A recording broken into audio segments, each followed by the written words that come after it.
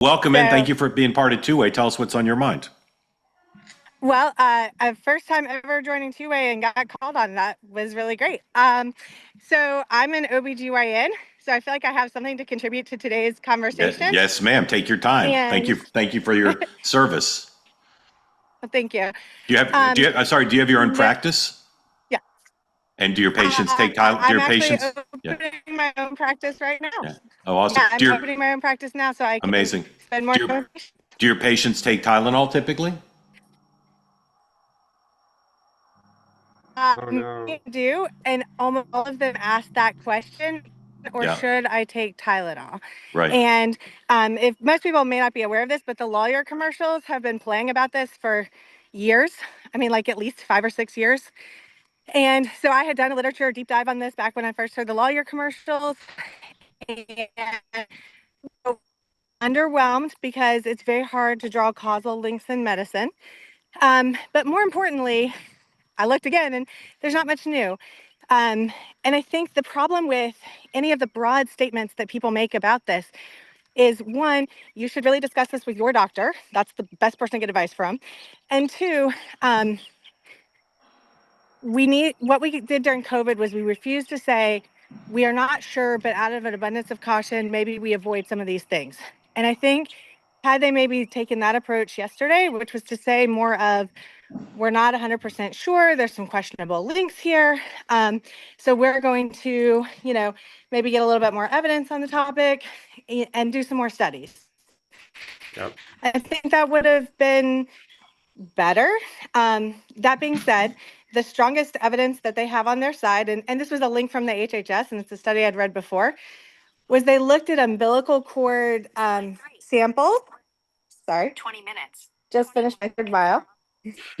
But they looked at umbilical cord Tylenol samples, and if you had higher rates of that, there was a link between ADHD and autism there. The question that should come up is, who has high levels of Tylenol in their umbilical cords? And the answer would be people who had fevers while they're in labor, because People most have of the what? time, Can you repeat that's that? when people were giving Fever. Tylenol. Fever while they're in People labor. who have fever during labor. Got it. So, and an intrauterine infection called chorioamnionitis.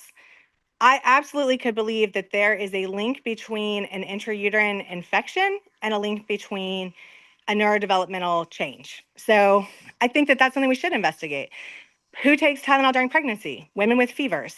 Is there a link between fever in early pregnancy and neurodevelopmental change? I think that's something we should actually investigate.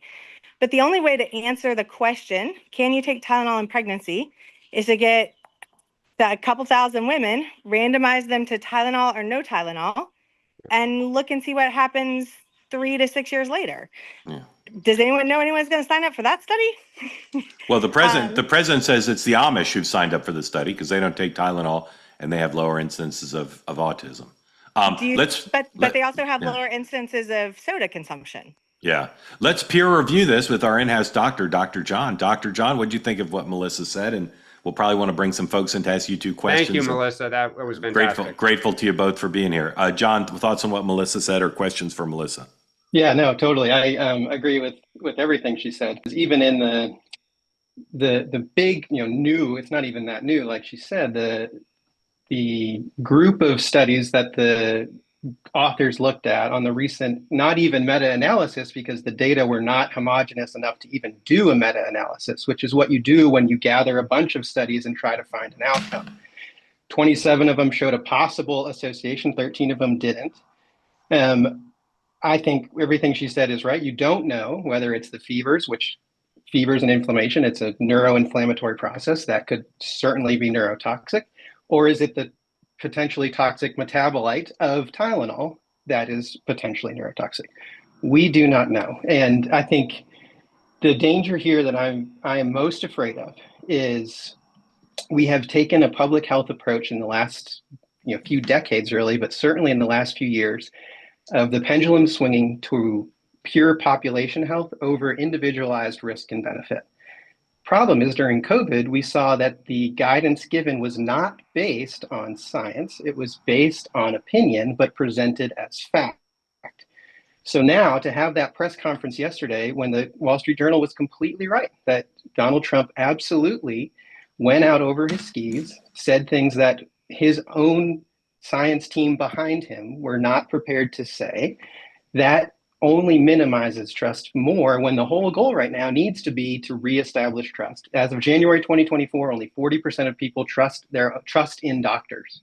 And yesterday did not move the needle to help that. It only perpetuates the problem because now nobody will really trust either side. And that is so devastating. I would encourage everybody, last thing, read Dr. Macary's two most recent books, The Price We Pay and Blind Spots, from either side of the aisle here. Read those books and tell me if he is a partisan hack or an unqualified scientist. He should have been leading that press conference yesterday. He would have presented it with the nuance, honesty, and truth that people are so desperate for and they deserve. And this is like so complicated and nuanced, and people are desperate for answers, like we saw with the two wonderful callers yesterday in the morning and the evening. Non-partisan, non-hyper-partisan people, parents out there trying to find somebody that they can trust, and that's what we need. They say that something that's easy is like a walk in the park. Well, easier than a walk in the park, hit the subscribe button, be part of the two-way community,